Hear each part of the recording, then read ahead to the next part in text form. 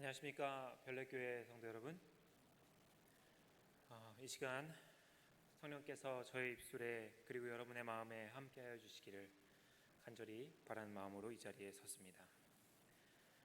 하나님께 영광을 돌리는 아름다운 기악으로 찬양을 들려주신 우리 오케스트라 여러분께 참으로 감사를 드립니다.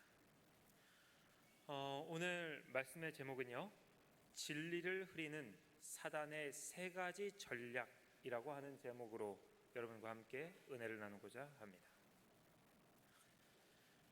여러분, 저는 지난주 한 소식을 듣게 되었습니다.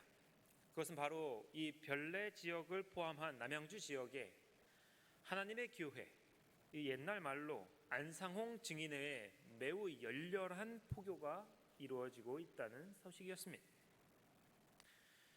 저의 목회 경력은 사실 열 손가락으로 충분히 헤아릴 만큼 짧지만 그 가운데에 이단과 이설로 인해서 교회가 겪는 진통과 어려움을 충분히 알 만큼 겪을 기회들이 있었습니다.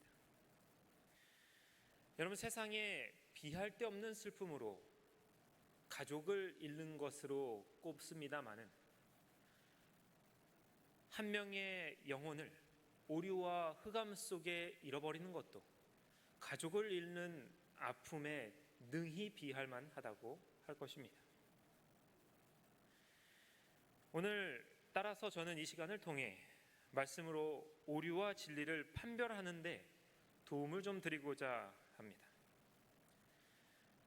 오늘 제가 선택한 베드로후서 2장 1절에서 3절이 말하는 이단은 과연 무엇인지, 또 사단이 사용하는 전략이 무엇인지 크게 세 가지로 나누어서 살펴보는 시간을 가지도록 하겠습니다.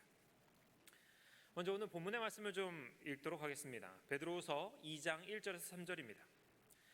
그러나 백성 가운데 곧 또한 거짓 선지자들이 일어났었나니 이와 같이 너희 중에도 거짓 선생들이 있으리라.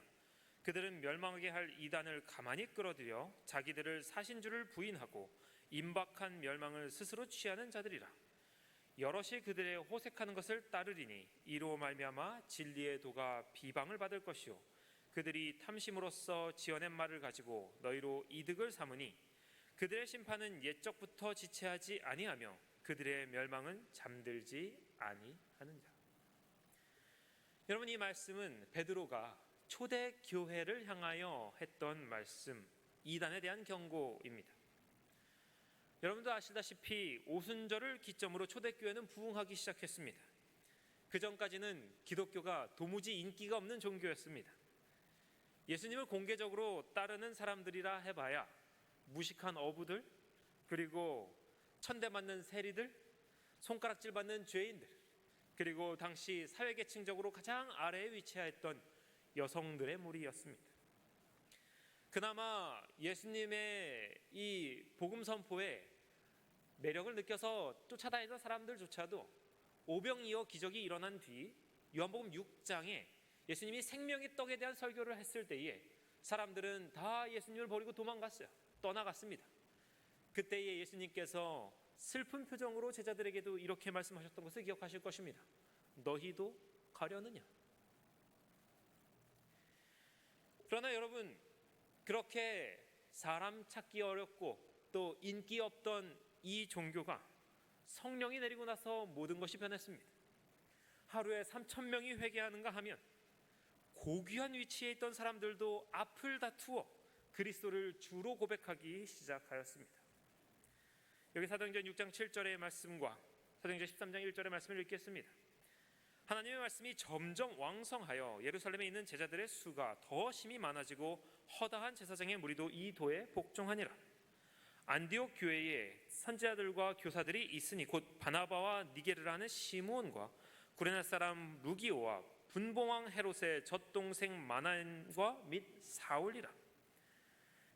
사도행전 6장은 이스라엘에 가장 존경하는 사람들 집단인 제사장들이 기독교에 투신하기 시작하였다, 이렇게 이야기합니다. 얼마나 복음의 전파가 강력하고 또 그 역사가 대단했던지. 그 밑에 절은 심지어 안디옥 교회에는 헤롯의 젖동생 마나엔과 사울이 성경교사로 봉사를 하였다 이렇게 말합니다. 지금으로 따지면 대통령의 친인척 정도가 교회를 다니고 있다 이렇게 해석할 수 있겠습니다. 예수님이 이 땅에 계실 때 가장 인기 없던 종교가 삽시간의 유행과 인기의 중심에 선 것입니다. 여러분, 분명히 이러한 모습은 복음의 승리라고 할 법합니다. 예수님의 이름이 영광받는 순간이라고 할 수 있을 것입니다. 그러나 아이러니하게도 바로 이때가 사단이 이단을 사용하기 시작한 때였다는 것을 잊지 마십시오.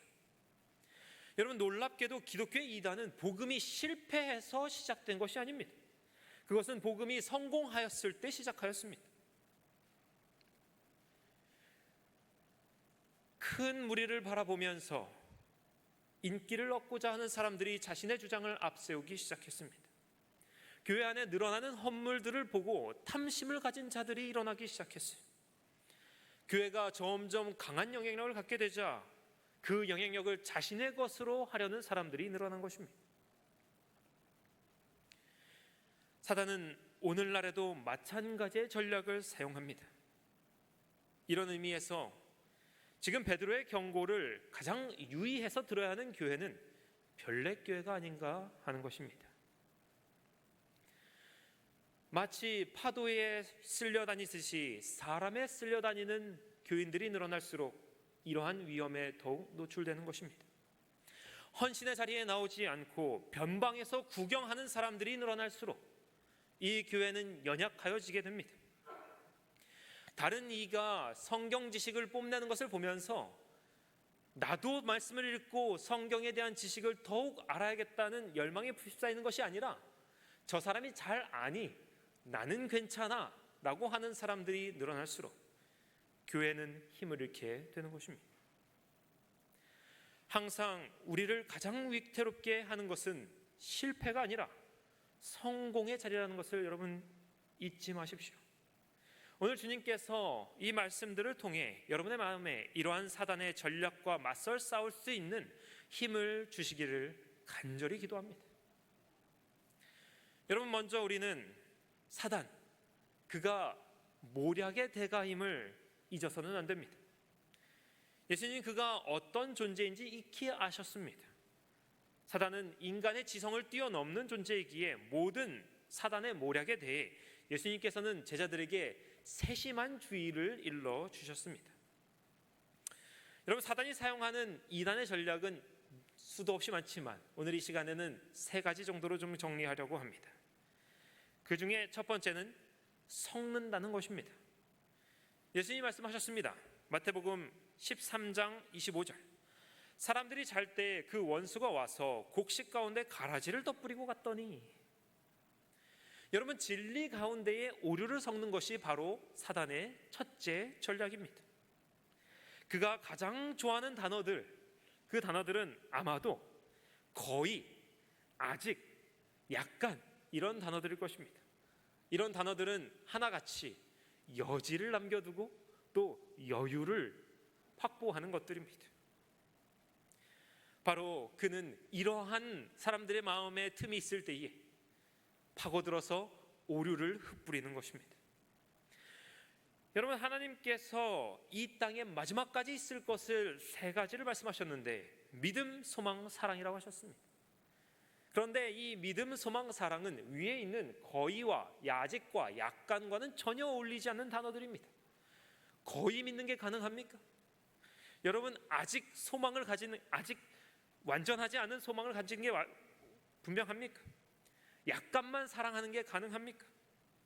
그렇지 않죠.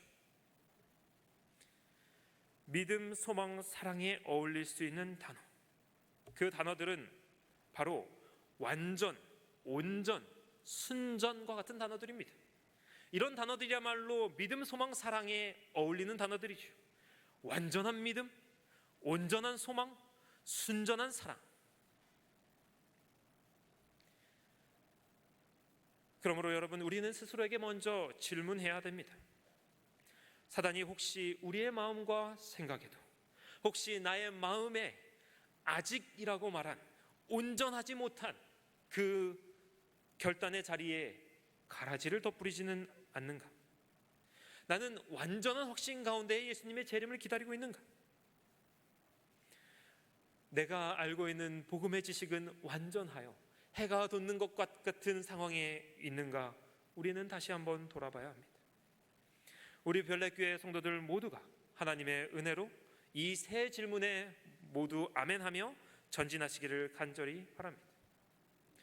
사단의 두 번째 전략은 위장을 한다는 것입니다. 시대소망 118쪽입니다. 사단에게는 이때가 절호의 기회였다. 그는 지금 그리스도를 정복할 수 있으리라 생각했다. 마치 그분의 기도의 응답인 양 하늘로부터 온 천사로 위장한 한 존재가 구주께 다가왔다. 사단의 두 번째 가장 잘 쓰는 전략은 위장을 하는 것입니다. 그것은 그의 오래된 전략입니다. 그는 예수님을 시험하여 광명한 천사로 위장하였습니다. 구약시대의 사울 왕이 마지막까지 몰려서 엔돌에 신접한 여인에게 갔을 때 사단은 사무엘로 변장하여 나타났습니다. 그뿐만이 아니죠. 처음부터 아담과 하와를 속일 때부터 사단은 아름다운 뱀의 모습으로 위장하여 나타났습니다. 그러므로 지금도 마찬가지일 것입니다. 예수님은 저와 여러분을 위해 이러한 말씀을 남기셨습니다. 마태복음 24장 23절. 그때 사람이 너희에게 말하되 보라 그리스도가 여기 있다 혹은 저기 있다 하여도 믿지 말라. 마지막 시대에 사단은 그리스도를 위장하여 나타날 것이며 그의 대리자도 역시 마찬가지일 것입니다. 누구든지 그리스도라 자청하는 자는 여러분 반드시 이단임을 아셔야 할 것입니다. 택하신 자라도 미혹하게 하기 위하여 단순히 그리스도를 자칭하는 것뿐 아니라 사람들 앞에서 이적과 하늘에서 불이라도 떨어지게 할 것과 같은 그런 모습들을 보일 것입니다. 그러므로 여러분 우리가 신뢰해야 될 것은 무엇입니까? 사람의 말이 아니요 하나님의 말, 바로 말씀입니다. 여러분 제7일 안식일 예수재림교회의 교리는 이러한 속임이 일어나지 않도록, 이러한 속임이 일어날 여지가 없도록 분명히 모든 위협을 닫아 걸고 있습니다. 여러분 우리 교회의 교리 28교리를 잘 읽어보십시오. 예수님께서 정확하게 지금 어디에 계시며 무슨 일을 하고 계시는지, 그분께서 이 땅에 다시 오실 때는 반드시 어떤 광경들이 동행하게 될 것인지를 말하고 있습니다. 그분께서 이 땅에 다시 오시는 날은 초림 때처럼 조용하게 혹은 이 땅의 어느 한 부분에만 오시지 않을 것입니다. 이스라엘 땅에 오시지 않을 것이며 혹자가 말하는 것처럼 동방의 저 작은 나라에 오시지도 않을 것입니다. 그분이 오실 때는 하늘이 종이축이 말리는 것처럼 될 것이라고 하였으며 무덤에서 의인들이 일어나고 온 하늘은 천사들의 나팔 소리로 가득할 것이라 이야기하고 있습니다. 그러므로 우리 별내교회 성도들이시오, 분명한 예수님의 재림의 광경 안에서 흔들리지 않는 믿음으로 서게 되시기를 또한 간절히 바랍니다. 세 번째 사단의 전략입니다. 그는 이 전략, 가리는 전략을 예수님께 사용하였습니다. 예수님께 이 전략을 사용한 만큼 그는 매우 이 전략에 자신이 있다는 소리이며 또 이 전략으로 수없이 많은 의인들 또 하나님의 백성들을 무너뜨려 왔음을 알 수 있습니다. 분명히 하나님의 말씀 성경을 인용해서 말하는 것인데 그 뜻을 완전히 왜곡해서 해석하는 것을 오늘 여기서는 말하고 있습니다. 마태복음 4장 6절에 그 전략이 잘 드러나 있습니다. 이르되 내가 만일 하나님의 아들이어든 뛰어내리라. 기록되었으되 그가 너를 위하여 그의 사자들을 명하시리니 그들의 손으로 너를 받들어 발이 돌에 부딪히지 않게 하리로다 하였느니라. 여러분 지금 사단이 인용하고 있는 이 말씀은 시편 91장 12편의 2절에 나와 있는 말씀입니다. 얼른 듣기에는 아주 그럴듯해 보이는 말씀입니다. 예수님께서 말씀에 힘입어서 거기에 뛰어내렸더라도 천사들이 받아줬을 것 같은 그런 뉘앙스를 펼치고 있습니다. 그러나 이 부분에 대해서 시대소망 119쪽은 이렇게 해석하고 있습니다.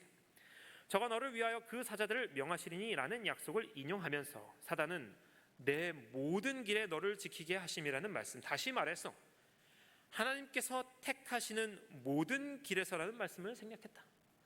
여러분, 시편 91편 12절이 포함하고 있는 뉘앙스와 내용은 내가 하나님의 길에 순종하고 있다면, 하나님께서 너를 인도하시는 가운데 내가 그 길을 따라가고 있다면 천사가 너의 발을 붙들 것이다 라고 하는 의미라는 것입니다.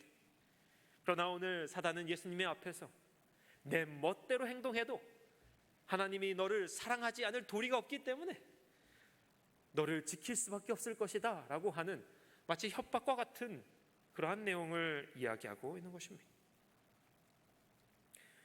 여러분, 참으로 무섭지 않습니까? 왜냐하면 지금 우리는 우리의 믿음의 선배들에 비하면 말씀에 대한 지식과 열정이 얼마나 미약한지요. 사단의 공격에 우리가 참으로 대적할 만큼 준비가 되어 있다고 판단하십니까? 오늘 말씀에는 베드로전서 3장 15절입니다. 너희 속에 있는 소망에 관한 이유를 묻는 자들에게는 대답할 것을 항상 준비하되 온유와 두려움으로 하라. 사단의 이 세 가지 전략에 대해서 오늘 베드로는 우리들에게 말씀으로 우리가 대답할 것, 우리가 믿는 바에 분명하게 뿌리를 내리라고 권고하고 있습니다. 우리 별내교회 성도들 모두가 다 이 말씀에 순종하여 여러분이 믿는 바 그 모든 것 하나하나를 다 말씀으로 설명할 수 있도록 부디 성경 박사들의 교회로 만들어 주시기를 간절히 바랍니다. 그럼 이제 말씀으로 살펴본 이 세 개의 기준을 활용해 하나님의 교회에 대해서 좀 살펴보도록 하겠습니다. 첫 번째, 하나님의 교회가 가진 교리는 섞인 교리들이라 할 수 있습니다. 여러분, 세상에 수많은 이단이 있지만 그 중에 가장 제7일 안식일 예수 재림교회를 곤혹스럽게 하는 것이 바로 이 하나님의 교회라고 할 수 있겠습니다. 왜냐하면 하나님의 교회가 존재하기 전 안상홍은 침례를 받은 재림교인이었기 때문입니다. 여기 PPT에서 확인하실 수 있듯이 안상홍은 부산에 있는 해운대 교회의 농명책에 이름이 올라 있었고 그가 출교를 당하기까지 그 이름이 유지되어 있었습니다. 또한 하나님의 교회의 한 분파라고 할 수 있는 새언약 6월절 하나님의 교회 홈페이지에 가보시면 안상홍이 살아있을 때 보던 예언의 신 책들이 사진으로 올라와 있습니다. 그가 죽을 때에 남겼던 유품 중에는 각 시대의 대쟁투 상학원, 살아남은 이들, 증언보감들이 포함되어 있습니다. 또한 엘렌 화이트와 동시대에 활약하였던 본 교회의 매우 중요한 신학자 중 한 명인 우라이아 스미스의 다니엘과 요한계시록 연구책도 가지고 있었습니다. 이러한 배경 때문에 아마도 하나님의 교회의 교인들과 교류를 가져보신 분들이라면 처음에 그들이 소개하는 그 신앙의 모습이 우리 재림교회와 매우 유사하거나 흡사하다고 생각하실지 모르겠습니다. 그들도 안식일을 지킵니다. 레위기 11장의 정결한 짐승과 부정한 짐승에 대한 식습관도 역시 가지고 있습니다. 게다가 지금은 좀 왜곡된 것처럼 보이지만 처음에 이 하나님의 교회가 태동했을 때에 성경을 가르치거나 예언을 해석하는 데 있어서 우리 교회가 하는 것과 매우 흡사한 형태로 진행하였습니다. 그러나 말한 바와 같이 그들의 교리는 섞인 교리입니다.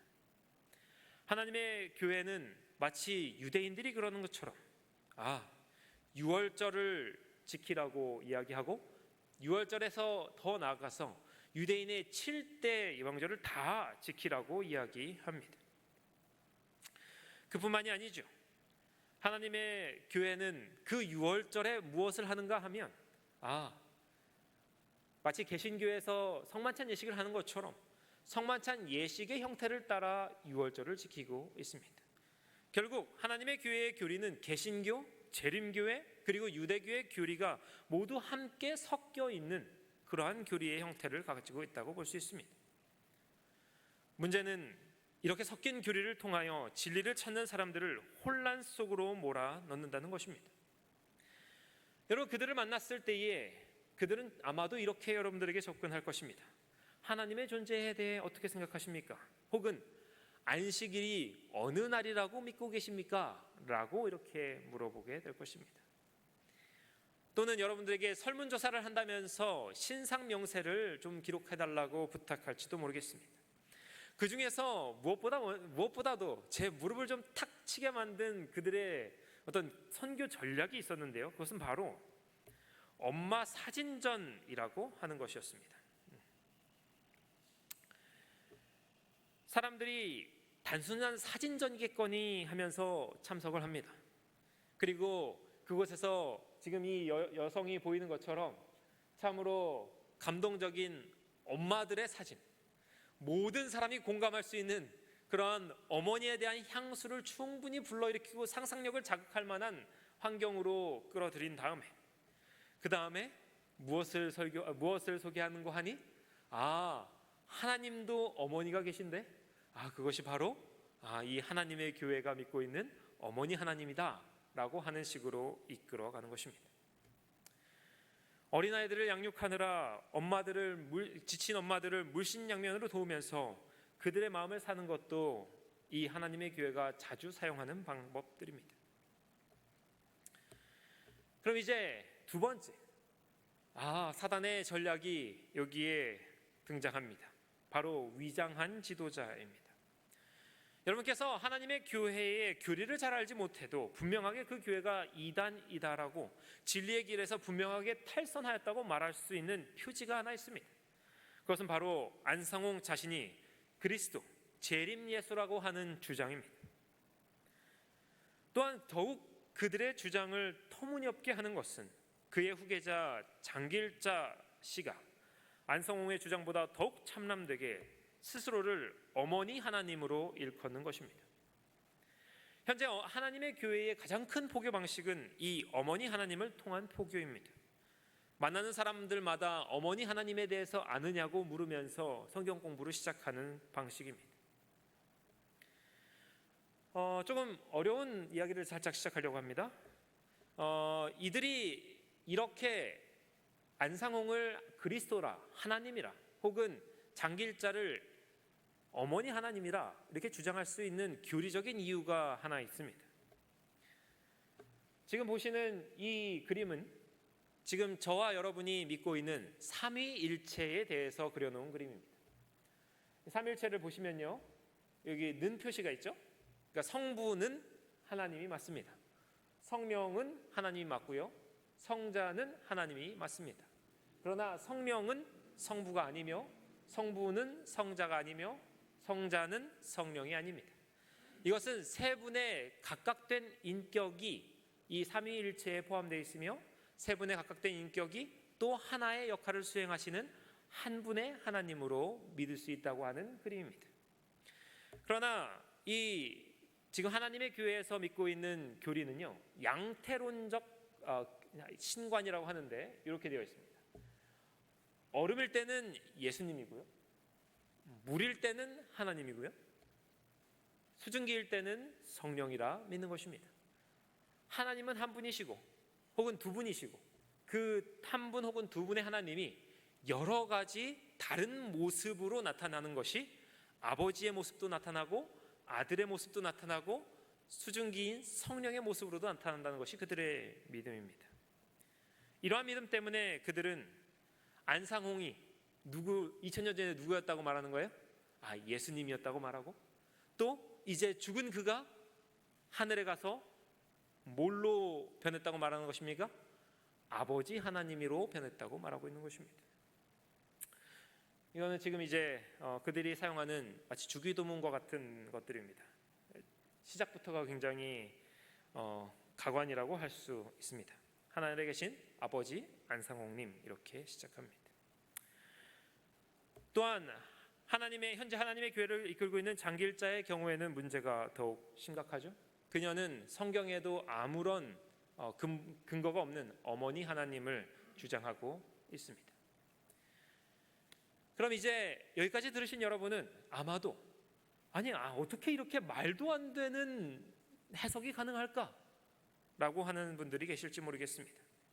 그것은 바로 아까 우리가 처음에 살펴봤듯이 세 번째, 오류로 가려진 성경 해석이 그것을 뒷받침하고 있기 때문입니다. 그 시작은 이렇습니다. 창세기 1장 27절입니다. 하나님이 자기 형상 곧 하나님의 형상대로 사람을 창조하시되 남자와 여자를 창조하셨다라는 말씀을 여러분께서는 익히 알고 계실 것입니다. 그들은 이렇게 해석합니다. 하나님께서 자기 형상대로 창조하셨는데 그것이 남자와 여자로 창조되었으니 하나님은 분명히 무엇이다? 남성과 여성의 성을 가지고 있는 분이시다 라고 해석하는 것입니다. 두 번째, 여기 나오는 하나님이라고 하는 단어가 엘로힘이라고 하는 단어인데요, 이 단어는 한 분 하나님을 말씀하는 게 아니라 복수의 하나님, 복수이면서 한 존재인 하나님을 이야기하고 있습니다. 따라서 이 복수의 하나님에는 누구누가 포함된다고 주장하는 거예요? 아버지 하나님, 어머니 하나님이 포함된다고 주장하고 있는 것입니다. 그뿐만이 아닙니다. 갈라디아서 4장 26절을 사용하여 이렇게 말합니다. 오직 위에 있는 예루살렘은 자유자니 곧 우리 어머니라. 예루살렘과 어머니를 이제 동일시 여기게 되고요. 계시록 21장 2절에 보면 이런 말씀이 있습니다. 또 내가 보매 거룩한 성 새 예루살렘이 하나님께로부터 하늘로서 내려오니 그 준비한 것이 신부가 남편을 위하여 단장한 것 같더라.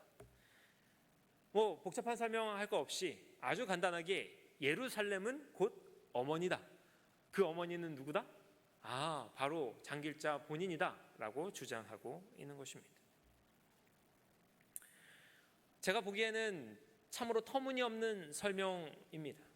그러나 이 가운데 혹시 이 설명이 왜 잘못된 것인지 잘 모르시는 분들을 위해 잠시 좀 살펴보려고 합니다. 창세기 1장 27절에 이제 하나님이 자기 형상 곧 하나님의 형상대로 사람을 창조하시되 남자와 여자를 창조하셨다고 하는 이 부분에서 자기 형상대로를 남자와 여자로 해석한 것은 매우 잘못된 해석입니다. 이것은 오히려 하나님의 품성을 따라 사람을 지으셨다고 해석되어야 되는데, 그 이유는 모세가 하나님의 모습을 보여달라고 했을 때 하나님의 모든 형상을 앞에 지나가게 하시면서 이런 말씀을 하셨기 때문입니다. 여호와로라 여호와로라 자비롭고 은혜롭고 노하기를 더디하고 인자와 진실이 많은 하나님이라. 모세가 하나님의 형상을 보면서 남자와 여자의 형상을 본 것이 아니라 하나님의 품성을 봤다는 것이 매우 중요한 것입니다. 두 번째로 엘로힘이 복수형이라고 하면서 그곳에 아버지 하나님과 어머니 하나님이 포함되어 있다라고 이야기하는데, 사실 엘로힘이란 단어는 복수이면서 정확히 말하면 3명 이상을 말하고 있습니다. 그러므로 이 엘로힘이란 단어는 삼위일체 안에서 아버지 하나님, 아들 하나님, 예수님 그리고 성령 하나님, 이 세 분을 지칭하는 것으로 우리가 충분히 이해할 수 있지만, 하나님의 교회가 말하는 것처럼 아버지 하나님과 어머니 하나님을 지칭한다면 그들은 곧 한 명의 신적인 존재를 더 만들어야 함을 말하고 있는 것입니다. 어려운 설명이 좀 지나갔습니다만은 마지막으로 좀 어려운 설명을 하나 더 드리도록 하겠습니다. 하나님의 교회 사람들을 살펴보면 반드시 빠지지 않고 다루게 되는 성경절이 이 갈라디아서 4장 26절입니다. 오직 위에 있는 예루살렘은 자유자니 곧 우리 어머니라. 그들은 이 성경절을 곧바로 어머니 하나님 장길자 씨에게 연결시키곤 합니다. 그러나 이 주장을 살펴보고 여러분이 이 말씀에 대해서 좀 읽어보셨다면 마치 정확하게 사단이 사용하는 방식과 똑같다는 것을 알게 됩니다. 왜냐하면 이 성경절은 이 바로 앞 절에 24절을 완전히 무시해야지만 그렇게 해석할 수 있는 부분이 있기 때문입니다. 예루살렘을 어머니로 해석하고요, 새 예루살렘을 하나님의 신부로 해석한 이 성경절은 갈라디아 4장 24절, 이것은 비유니 이 두 여자들은 두 언약이라고 하는 이 말씀으로 완전히 무너지게 됩니다. 성경 자체가 여자에 대한 언급은 모두 비유이며, 이 비유는 사람을 지칭하는 것이 아니라 언약을 지칭한다고 설명하고 있기 때문에 그렇습니다. 그러므로 이 성경절을 만약 누군가가 사람에게 비유한다면 아까 사단이 했던 것처럼 의도적으로 그 의미를 곡해하고 뒤튼 것으로 생각할 수 있는 것입니다. 이제 결론을 좀 내리고자 합니다. 여러분은 왜 이렇게 교회에 이단이 많고 종파가 많은지 한번 생각해 보신 적 있으십니까? 제가 교회를 안 다니시는 분한테도 한번 이러한 불평을 들은 적이 있습니다. 왜 이렇게 교회가 많고 종류가 많고 이렇게 서로 이단이라고 말하는지 도무지 자기는 이해를 못하겠다라고 하는 분이었습니다. 사실 저도 마찬가지입니다. 수많은 교단이 난립하고 서로를 이단이라고 부르는 이 상황에 대해서 얼마나 이상하게 생각해야 되는 것입니까? 그러나 여러분, 한편으로 생각해 보면 참으로 놀라운 일이 아닐 수 없습니다. 왜냐하면 이 비유를 좀 한번 들어보시기 바랍니다. 여러분, 세상에서 가장 많은 위조 지폐로 존재하는 지폐가 어떤 지폐일까요? 바로 $100짜리 지폐일 것입니다. 쓰기도 쉽고 가치도 높고 그리고 만들기도 아주 다른 돈에 비해서 어렵지 않은 것으로 알고 있습니다. 어쨌든 근데 위조범이 $100짜리를 위조하지 않고 만약 $1짜리를 위조한다고 생각해 보십시오. 그럼 그 위조범은 바보 소리를 들을까요? 천재 소리를 들을까요? 그는 아마 구제할 길이 없는 바보로 손가락질을 받게 될 것입니다. 여러분이 만약 명품 가방을 사는데 명품 가방을 사려고 하면 가장 먼저 드는 생각이 무엇이겠습니까? 가짜를 사면 절대로 안 된다. 사기를 당하면 절대로 안 된다 하는 생각을 하게 될 것입니다. 그러나 우리들 중 누구도 마트에서 2,000원짜리 고무장갑을 사면서 가짜를 살까 걱정하는 사람은 없죠. 저는 당근마켓이라고 하는 중고품 중고를 거래하는 사이트를 좀 이용하기를 좋아합니다. 그런데 저는 이 중고 거래를 할 때마다 가장 주의할 게 뭐냐면 사기를 당하는 것입니다. 이 중고로 거래할 때 이제 사진에 있던 것과 물건이 다르면 곤란하지 않습니까? 그런데 저는 이 중고 거래를 하면서 한 번도 걱정을 해본 적이 없어요. 왜냐하면 제가 이 당근마켓에서 거래하는 물품은 거의 다 3만 원을 넘지 않기 때문입니다. 여러분, 사기는 어떤 물건을 거래할 때 걱정해야 됩니까? 3만 원에 적어도 10배, 적어도 100배는 되는 가치의 물건을 거래할 때 비로소 사기를 걱정해야 되는 것입니다. 이와 같이 가짜나 사기, 위조는 가치가 없는 것에는 모여들지 않은 것을 알 수 있습니다. 오직 높은 가치를 가지는 것에만 사람들은 악한 시도를 하게 되어 있습니다. 이러한 입장에서 생각해 본다면 교회에 그렇게 많은 이단이 존재한다는 것은 매우 놀라운 것입니다. 이것은 단 하나의 결론으로 우리를 이끌어줍니다. 그것은 바로 이 교회가 가지고 있는 어마어마한 가치입니다. 여러분, 저는 지금 부동산의 가치에 대해 말하고 있는 것이 아닙니다. 교회가 가지고 있는 영향력에 대해서 말하는 것도 아닙니다. 교회가 가진 진리의 가격과 교회 안에 소속된 각각의 영혼들에 대한 가치에 대해 말하고 있는 것입니다. 교회가 가진 진리는 세상의 돈으로 살 수 없는 것이며 각각의 영혼은 하나님의 아들 예수 그리스도가 피를 주고 산 그 핏값이 매겨져 있습니다. 그렇기에 사단은 모든 수단을 동원해서 교회와 성도를 무너뜨리려고 하고 있는 것입니다.